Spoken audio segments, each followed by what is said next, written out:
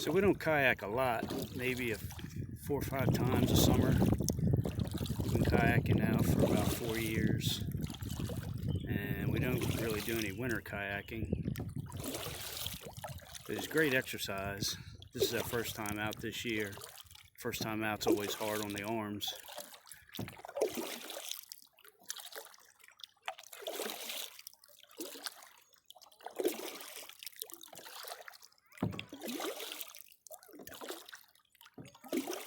We had sit-in kayaks, but we found that during the summer our legs got so hot inside the kayak itself, so we got rid of them 2 years ago and got these sit-on-top kayaks. They're just inexpensive Pelican kayaks from Dick's Sporting Goods, and they're actually under $200 a piece.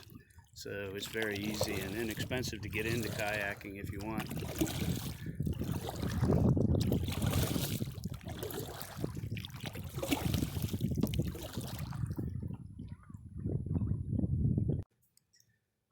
So this place is pretty cool, Dennis Point Marina. They have a campground here, and they have a couple camping cabins, so you can either bring your camper or stay in the camping cabins if you want a boat or kayak.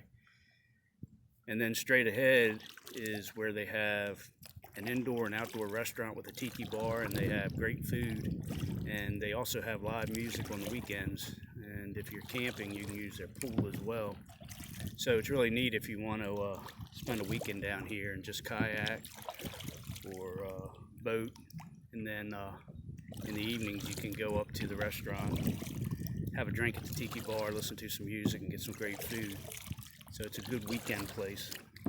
We usually just drive down because we're so close.